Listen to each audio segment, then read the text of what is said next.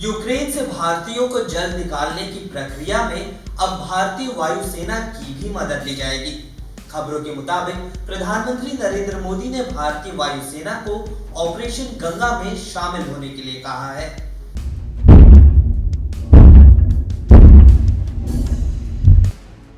Ukraine की राजधानी Kyiv पर रूसी खतरे को देखते हुए भारतीय दूतावास ने किसी भी हालत में कीव में फंसे भारतीय लोगों से तत्काल राजधानी को छोड़ने की एडवाइजरी जारी कर दी है।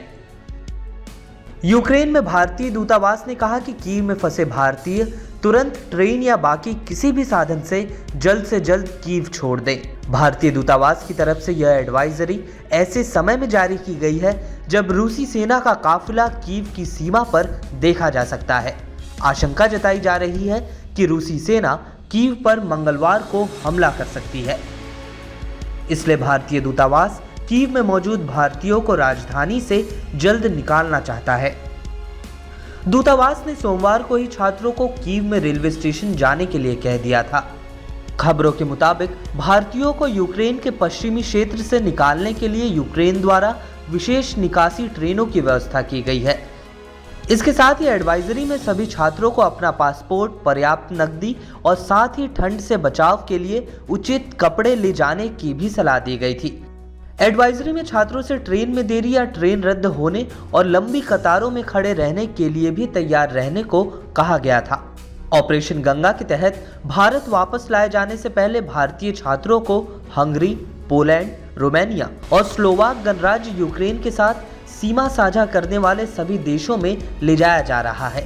इस पूरे ऑपरेशन पर प्रधानमंत्री नरेंद्र मोदी भी बारीकी से नजर रखे हुए हैं।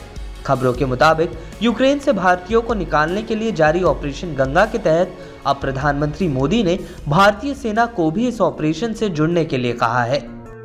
वायुसेना के हवाई जहाजों के इस ऑपरेशन से जुड़ने से यूक्रेन में युद्ध के बीच फंसे भारतीयों के लौटने की प्रक्रिया में तेजी आने की उम्मीद जताई जा रही है। भारतीय वायुसेना के कई C-17 विमान आज ऑपरेशन गंगा के तहत उड़ान शुरू कर सकते हैं। यूक्रेन में करीब 20,000 भारतीयों के फंसे होने की आशंका है, जबकि अब तक करीब 10 से ज्यादा उड़ानों में 2,000 से ज्यादा यात्री भारत वापस लाए जा चुके हैं।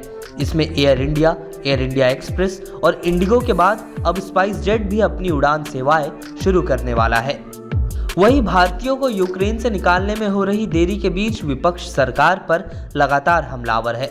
राहुल गांधी ने इसे लेकर मोदी सरकार पर पर्याप्त कदम न उठाए जाने का आरोप लगाया। इंडियन एम्बेसी में ये इनका नाम दिखा देते हैं आपको, विक्रम कुमार।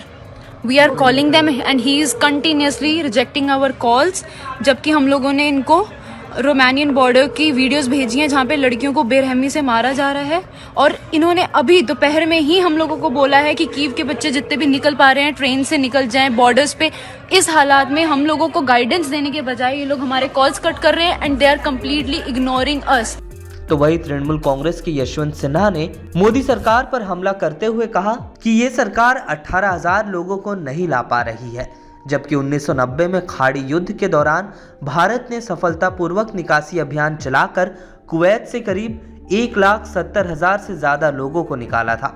उन्होंने बताया कि उस वक्त निकासी अभियान की निगरानी पूर्व प्रधानमंत्री इंदिरा कुमार गुजराल ने की थी, जो उस वक्त विदेश मंत्री थे।